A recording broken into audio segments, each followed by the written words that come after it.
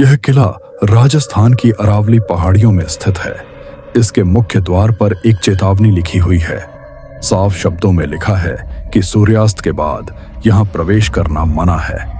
यह चेतावनी किसी साधारण सुरक्षा गार्ड या डरे हुए गांव वाले ने नहीं दी थी, बल्कि यह चेतावनी भारतीय पुरातत्व सर्वेक्षण विभाग ASI की ओर से दी गई थी। लेकिन एक रात 3 लोगों ने इस चेतावनी को नजरअंदाज कर किले के अंदर जाने की योजना बनाई। वे किले में कैसे दाखिल हुए और उन्होंने वहां रात बिताने की जो कोशिश की, वह सब गार्डों की आंखों के सामने हुआ। उन्होंने भी बचपन से वही कहानी सुनी थी जो आसपास के हर व्यक्ति ने सुनी थी, कि जो भी रात में इस किले के अंदर रुका वह कभी जिंदा वापस नहीं लौटा। लेकिन उन तीनों को लगा कि यह सिर्फ एक कहानी है। उनके मन में डर जरूर था, लेकिन शायद उसी डर को चुनौती देने के लिए वे आगे बढ़ते गए। शाम को सूरज डूब गया। रात के घने अंधेरे में उन तीनों ने किले के अंदर कदम रखा। उनके पास एक टॉर्च थी, लेकिन अंधेरा इतना घना था कि टॉर्च की रोशनी भी सिर्फ कुछ फीट तक ही पहुंच पा रही थी। उनके चारों तरफ बस अंधेरा ही अंधेरा था। वे धीरे धीरे आगे बढ़ रहे थे कि अचानक एक जोरदार झटका लगा। उनमें से एक व्यक्ति का पैर फिसला और वह नीचे जा गिरा, एक पुराने सूखे कुएं में। वह बुरी तरह घायल हो गया। बाकी दोनों ने घबराहट में उसे किसी तरह कुएं से बाहर निकाला और कार में डाल दिया। उन्होंने तुरंत उसे अस्पताल ले जाने का फैसला किया, लेकिन कार अस्पताल तक पहुंच पाती उससे पहले ही रास्ते में उसका एक्सीडेंट हो गया। तीनों की मौके पर ही मौत हो गई। स्थानीय लोगों का मानना है कि यह कोई साधारण दुर्घटना नहीं थी, यह उस किले का श्राप था। उन्होंने रात में किले में रुककर उसके नियम तोड़े थे और उन नियमों को तोड़ने की कीमत उन्हें अपनी जान देकर चुकानी पड़ी। नमस्कार, यह कहानी है भानगढ़ किले की। हर साल लाखों पर्यटक यहाँ आते हैं, लेकिन सूर्यास्त के बाद कोई यहाँ नहीं रुकता। स्थानीय लोगों का कहना है कि रात के समय यहाँ औरतों के रोने की आवाजें सुनाई देती हैं, चीखें सुनाई देती हैं और फिर चारों तरफ सिर्फ सन्नाटा छा जाता है। रात में यहाँ कोई जाने की हिम्मत नहीं करता। डरावना तो है, लेकिन आखिर कोई कर भी क्या सकता है। मैं देख नहीं सकता, लेकिन मुझे कुछ सुनाई दे रहा है। लेकिन भानगढ़ की असली कहानी इन डरावनी किंवदंतियों से कहीं ज्यादा दिलचस्प है। इस किले का सबसे बड़ा रहस्य वह नहीं है जो आपको रात के अंधेरे में दिखाई देता है, बल्कि वह है जो इसके इतिहास में छिपा हुआ है। भानगढ़ की कहानी शुरू होती है 1573 से। आमेर के राजा भगवंत दास ने अपने छोटे बेटे माधो सिंह के लिए एक नया शहर बसाने का फैसला किया। माधो सिंह राजा मानसिंह के छोटे भाई थे, वही राजा मानसिंह जो मुगल बादशाह अकबर के सबसे करीबी और शक्तिशाली सेनापतियों में से एक थे। माधो सिंह ने अरावली की पहाड़ियों में एक विशाल किले का निर्माण करवाया, लेकिन यह कोई छोटा सा किला नहीं था, यह एक पूरा शहर था। अपने सुनहरे दौर में भानगढ़ में 9000 से भी ज्यादा घर हुआ करते थे। इसका शाही महल 7 मंजिला ऊंचा था। यहाँ कई मंदिर थे, जैसे गोविंद देव जी मंदिर। यहाँ ऐसे महल भी थे जहाँ मंत्री और दरबारी रहा करते थे। एक विशाल बाजार था जहाँ पूरे राजपुताना से व्यापारी व्यापार करने आया करते थे। हजारों लोग यहाँ रहते थे, व्यापार करते थे और अपनी सामान्य जिंदगी जीते थे। लेकिन आज अगर आप भानगढ़ जाते हैं तो आपको एक अजीब बात दिखाई देगी। किले के अंदर बने किसी भी घर की छत नहीं है। पूरा ढांचा आज भी खड़ा है। दीवारें मौजूद हैं, लेकिन उनके ऊपर छत नहीं है। स्थानीय लोगों का कहना है कि जब भी कोई यहाँ छत बनाने की कोशिश करता है, वह गिर जाती है। टूटी हुई दीवारें, घरों के खंडहर, खाली मकान और सुनसान गलियां। जिन महलों में कभी लोग रहा करते थे, वहां आज सिर्फ पत्थर बचे हैं। जिन मंदिरों में कभी पूजा अर्चना होती थी, वहां अब घास उगाई है। तो आखिर ऐसा क्या हुआ कि 9000 से ज्यादा घरों वाला एक पूरा शहर अचानक खंडहरों में बदल गया? भानगढ़ के स्थानीय लोग इसके बारे में 2 कहानियां सुनाते हैं, और दोनों कहानियों का अंत एक ही चीज पर होता है, एक श्राप पर। बाबा बालूनाथ का श्राप। पहली कहानी एक साधु से जुड़ी हुई है। कहा जाता है कि जब माधो सिंह ने भानगढ़ बसाने के लिए इस जगह को चुना था, तब वहां बाबा बालूनाथ नाम के एक साधु तपस्या किया करते थे। माधो सिंह ने बाबा से वहां किला बनाने की अनुमति मांगी। बाबा ने अनुमति दे दी, लेकिन एक शर्त रखी। उन्होंने कहा कि किले की ऊंचाई इतनी नहीं होनी चाहिए कि उसकी छाया उनके घर पर पड़े। अगर ऐसा हुआ तो पूरा शहर नष्ट हो जाएगा। राजा माधो सिंह ने यह शर्त स्वीकार कर ली। शुरुआत में इस किले में केवल 4 मंजिलें बनाई गईं, ताकि किले की छाया बाबा के घर तक न पहुंचे। लेकिन बाद में माधो सिंह के पोते अजब सिंह ने किले को बढ़ाकर 7 मंजिलों का बना दिया। अब किले की छाया बाबा के घर पर पड़ने लगी। बस यही वह एक शर्त थी जो तोड़ी गई, और कहानी के अनुसार इसके बाद भानगढ़ पूरी तरह नष्ट हो गया। यह पहली कहानी है, लेकिन दूसरी कहानी इससे भी ज्यादा खौफनाक है। तांत्रिक सिंघिया और राजकुमारी रत्नावती। दूसरी कहानी के अनुसार भानगढ़ में सिंघिया नाम का एक तांत्रिक रहता था। वह काले जादू का बहुत बड़ा जानकार था।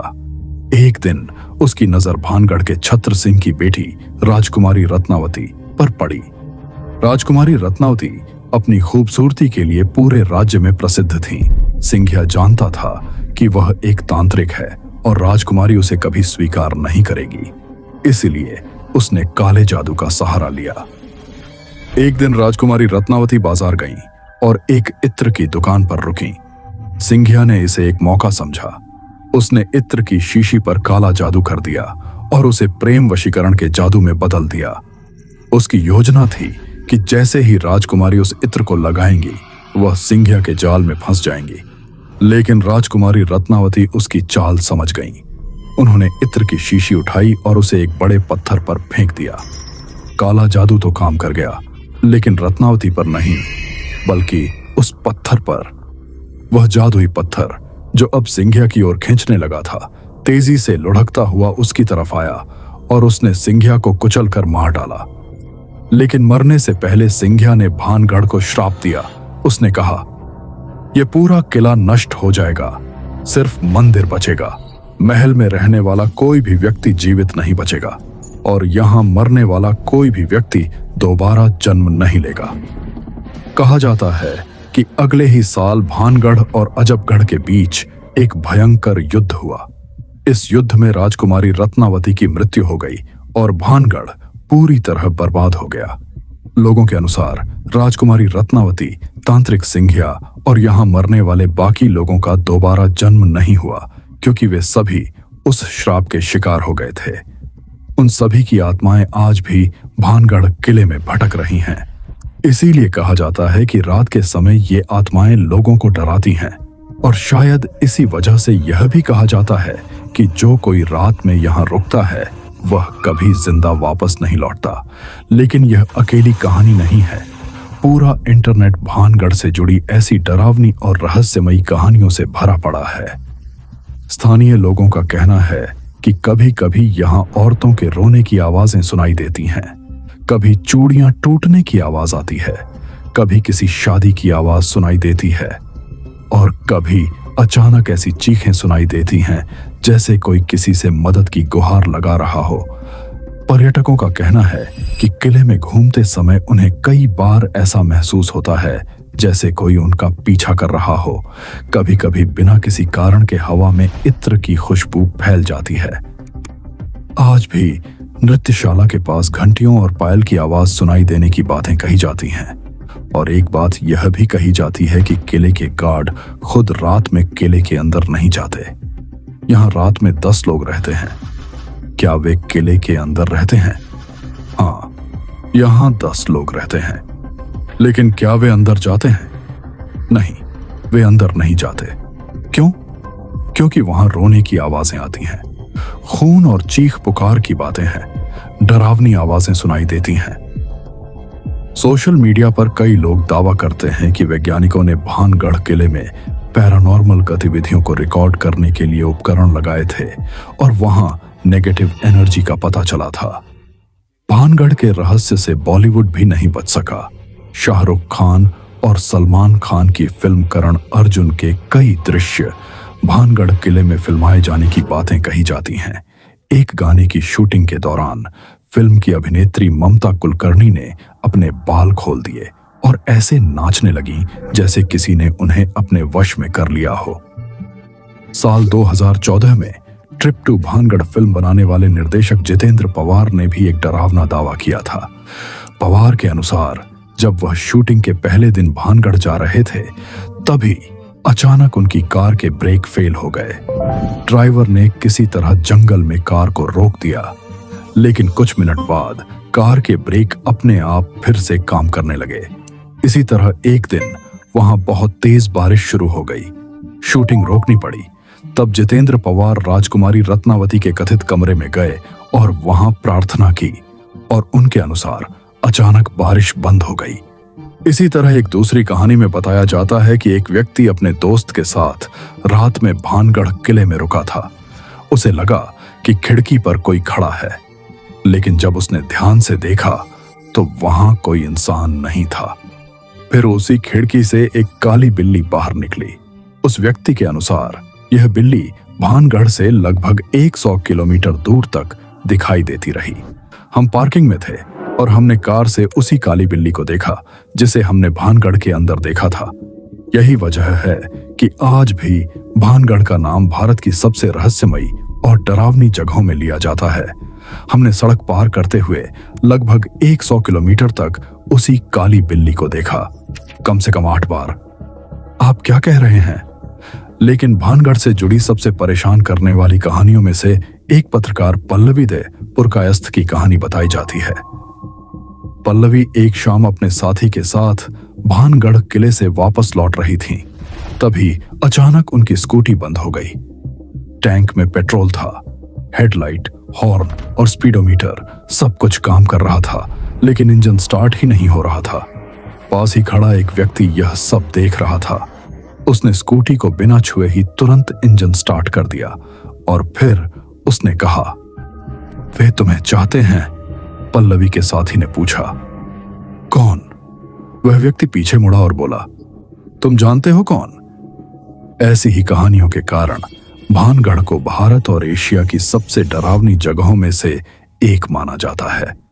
हर साल लाखों पर्यटक यहां आते हैं, लेकिन केवल दिन के समय।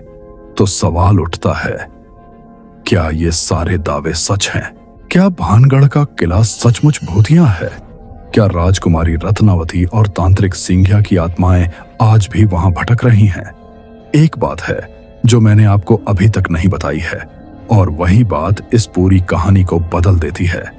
अब आते हैं इस कहानी के सबसे बड़े ट्विस्ट पर।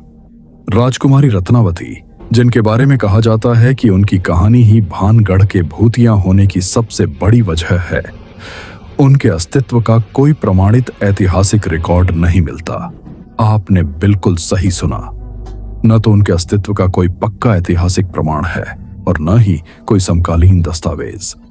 राजकुमारी रत्नावती और तांत्रिक सिंघिया की जिस कहानी का जिक्र किया जाता है, उसके बारे में यह भी स्पष्ट नहीं है कि राजकुमारी किसकी बेटी थी, उनका विवाह किससे हुआ था, या यह घटना वास्तव में कब हुई थी। इसी तरह बाबा बालूनाथ के एक ऐतिहासिक संत होने का भी कोई ठोस प्रमाण नहीं मिलता। ये कहानियां मुख्य रूप से लोक कथाएं हैं। एक पीढ़ी से दूसरी पीढ़ी तक इन्हें सुनाया जाता रहा है, और हर बार जब इन्हें दोबारा सुनाया जाता है तो ये कहानियां थोड़ी और ज्यादा नाटकीय बनती चली जाती हैं। यानी भानगढ़ के भूतिया होने की पूरी कहानी ऐसे पात्रों पर आधारित हो सकती है जिनके अस्तित्व का कोई पक्का ऐतिहासिक प्रमाण ही नहीं है। लेकिन फिर भी एक बड़ा सवाल बाकी रहता है। लोग जो आवाजें सुनने का दावा करते हैं, पर्यटक जिन परछाइयों को देखने की बात करते हैं, और वे तुम्हें चाहते हैं जैसी कहानियां, क्या इतने सारे लोग एक साथ गलत हो सकते हैं? यहां मैं आपको एक चौंकाने वाली बात बताना चाहता हूं। जब कोई व्यक्ति कहता है कि उसने भानगढ़ में भूत देखा या उसे कुछ अजीब महसूस हुआ, तो यह जरूरी नहीं कि वह झूठ बोल रहा हो। हो सकता है कि उसने सचमुच कुछ अजीब महसूस किया हो, लेकिन इसका कारण अलौकिक शक्तियां नहीं बल्कि विज्ञान भी हो सकता है। विक टैंडी का रहस्यमयी अनुभव 1980 के दशक में ब्रिटेन के एक इंजीनियर विक टैंडी को इसका प्रमाण बहुत ही अजीब तरीके से मिला। एक शाम टैंडी अपनी प्रयोगशाला में काम कर रहे थे कि अचानक उन्हें बेचैनी महसूस होने लगी। उनका शरीर ठंडा पड़ने लगा, उन्हें पसीना आने लगा और उनकी गर्दन के पीछे के बाल खड़े हो गए। टैंडी को लगा जैसे कोई उन्हें देख रहा हो। फिर उनकी नजर के कोने में उन्हें एक धूसर रंग की परछाई दिखाई दी। वह परछाई धीरे धीरे साफ होती हुई महसूस हुई, लेकिन जैसे ही टैंडी ने सीधे उसकी तरफ देखा, वह आकृति गायब हो गई। उस प्रयोगशाला के बारे में पहले से अफवाह थी कि वह जगह भूतिया है।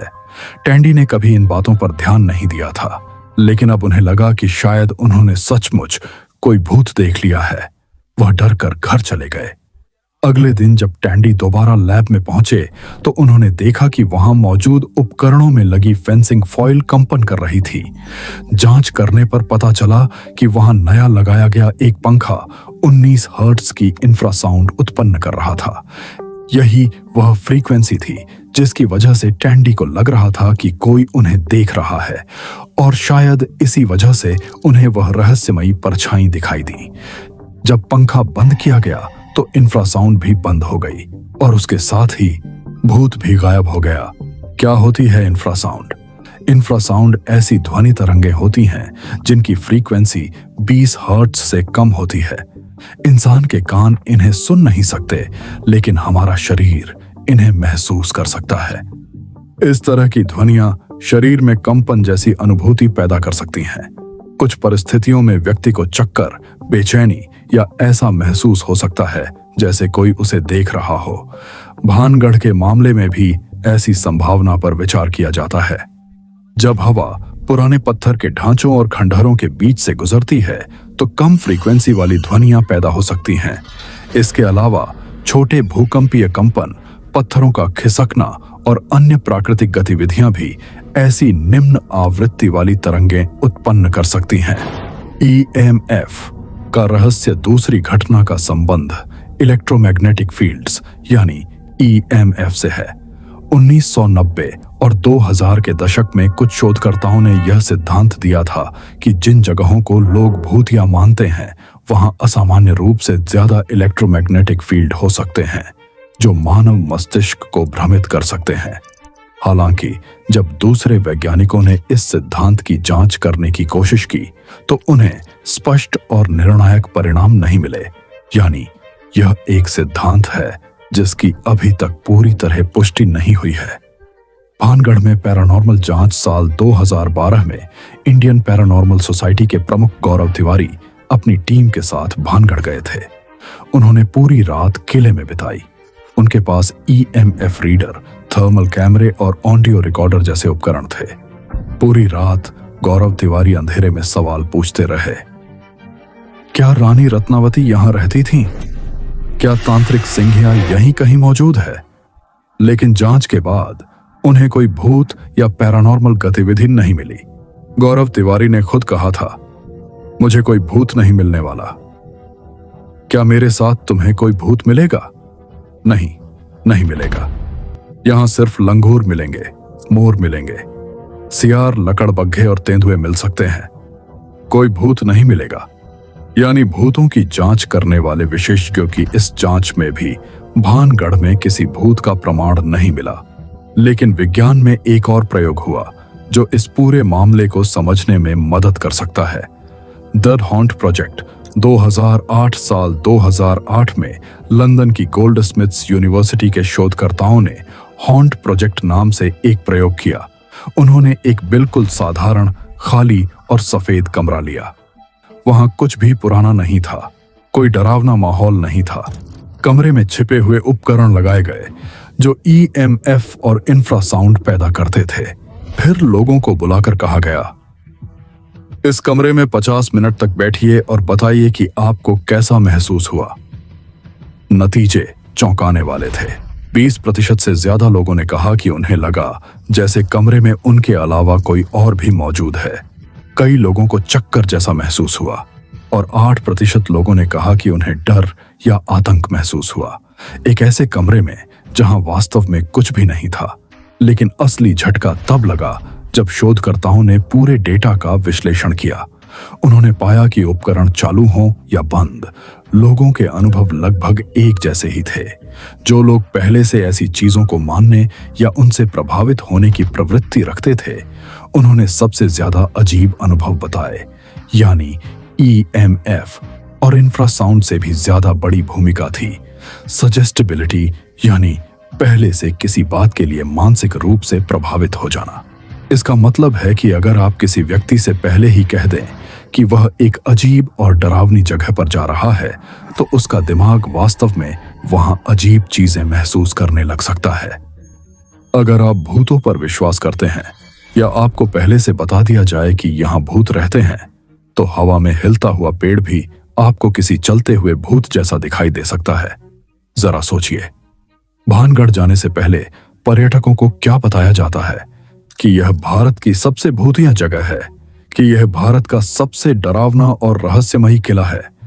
आप YouTube पर हजारों वीडियो देखते हैं, डरावनी कहानियां सुनते हैं, इंस्टाग्राम पर रील्स देखते हैं, और भानगढ़ पहुंचने से पहले ही आपका दिमाग हॉन्टेड मोड में पहुंच चुका होता है। अब अगर आप कोई सामान्य सी परछाई भी देखेंगे तो आपको लग सकता है कि आपने भूत देख लिया। मनोविज्ञान में एक घटना होती है जिसे पेरिडोलिया कहा जाता है। इसमें हमारा दिमाग बेतरतीब आकृतियों और चीजों में चेहरे या इंसानी आकृतियां देखने लगता है। साल 1976 में वाइकिंग ऑर्बिटर ने मंगल ग्रह की एक तस्वीर ली थी। उस तस्वीर में एक चेहरा दिखाई देता था। लोगों ने उसे देखकर सोचा, यह क्या है? क्या सचमुच एलियंस मौजूद हैं? लेकिन असलियत यह है कि हमारा दिमाग हर जगह चेहरे पहचानने की कोशिश करता है, भले ही वहां वास्तव में कोई चेहरा न हो। टूटी हुई दीवारों की परछाइयों में, पुराने खंभों के अंधेरे कोनों में आपका दिमाग अपने आप इंसानी आकृतियां देखने लगता है। तो संभव है कि इंफ्रासाउंड, EMF, सजेस्टिबिलिटी और पेरिडोलिया का मिश्रण ही कई लोगों के लिए उस चीज को जन्म देता हो जिसे वे भूत कहते हैं। अब आप पूछ सकते हैं, अगर भानगढ़ में सचमुच कोई भूत नहीं है, तो भारतीय पुरातत्व सर्वेक्षण विभाग ASI ने वहां सूर्यास्त के बाद प्रवेश पर रोक लगाने वाला बोर्ड क्यों लगाया है? कई लोग मानते हैं कि यह बोर्ड इस बात का आधिकारिक प्रमाण है कि भानगढ़ सचमुच भूतिया है, लेकिन इसके पीछे असली कारण सुरक्षा है। भानगढ़ किले को साल 1951 में केंद्र सरकार द्वारा संरक्षित स्मारक घोषित किया गया था। यहां मौजूद कई संरचनाएं और इमारतें जर्जर और टूटी हुई हैं। दीवारें कभी भी गिर सकती हैं और रात के समय वहां किसी तरह की लाइटिंग भी नहीं होती। लेकिन इससे भी बड़ा कारण यह है कि सरिस्का टाइगर रिजर्व भानगढ़ से केवल लगभग 50 किलोमीटर दूर है।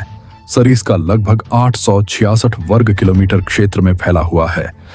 साल 1978 से यह प्रोजेक्ट टाइगर के तहत एक टाइगर रिजर्व है। यहाँ बंगाल टाइगर, तेंदुए, लकड़बग्घे, बंदर और कई अन्य जंगली जानवर पाए जाते हैं। ये जानवर अक्सर भानगढ़ किले के आसपास तक आ जाते हैं और रात के समय शिकार करते हैं। और क्या आपको पता है कि इस किले से जुड़ी जिन अजीब आवाजों का लोग जिक्र करते हैं, कभी किसी के रोने की आवाज, कभी हंसने की आवाज, वे असल में किसकी हो सकती हैं? लकड़बग्घों की। अगर आप लकड़बग्घों की असली आवाजें सुने तो कई बार ऐसा लगता है जैसे दूर कहीं कोई इंसान चीख रहा हो या रो रहा हो। इसके अलावा किले के अंदर बंदर भी रहते हैं। जब वे रात में इधर उधर चलते हैं तो पेड़ हिलते हैं, पत्ते खड़खड़ाते हैं और ऐसा महसूस हो सकता है जैसे कोई आपके आसपास मौजूद हो। ASI ने भी कहा है कि भानगढ़ भूतिया नहीं है। साल 2016 में जयपुर सर्किल के ASI के डिप्टी सुपरिंटेंडेंट और पुरातत्वविद BR सिंह ने कहा था कि यह किला भूतिया नहीं है। उनके अनुसार ये सब सिर्फ गलत धारणाएं और भ्रांतियां हैं। इंडिया टुडे की एक जांच में अधिकारियों और स्थानीय गाइडों ने भी कहा कि यहाँ वास्तव में कुछ भी भूतिया नहीं है। रात के समय यहाँ असली खतरा जंगली जानवरों से होता है। एक स्थानीय महिला का भी कहना है कि वह 4 साल की उम्र से किले के पास रह रही हैं। उनके अनुसार यहाँ कोई भूत नहीं है, सिर्फ जंगली जानवर हैं। यानी रात के समय असली खतरा भूतों से नहीं, बल्कि बाघों, तेंदुओं और गिरती हुई जर्जर दीवारों से है। और शायद यही वजह है कि ASI ने वहां सूर्यास्त के बाद प्रवेश पर रोक लगाने वाला बोर्ड लगाया है। उस साइन बोर्ड पर यह भी लिखा है कि किले में जानवरों को अंदर ले जाना मना है और वहां मौजूद केवड़ा के पेड़ ASI की संपत्ति हैं। इससे साफ पता चलता है कि यह एक प्रशासनिक और सुरक्षा संबंधी सूचना है, न कि भूतों के बारे में कोई चेतावनी। अब वापस चलते हैं उस कहानी पर जो मैंने आपको शुरुआत में सुनाई थी। 3 लोगों की कहानी। वे 3 लोग कौन थे? कोई नहीं जानता। उनके नाम क्या थे? कोई नहीं जानता। उनकी मौत कब हुई? इस बारे में कोई समाचार रिपोर्ट नहीं मिलती, कोई पुलिस FIR नहीं। इस घटना का कोई आधिकारिक दस्तावेज नहीं है। यानी यह कहानी भी एक लोक कथा हो सकती है जिसे भानगढ़ के भूतिया रहस्य को और बढ़ाने के लिए बनाया गया।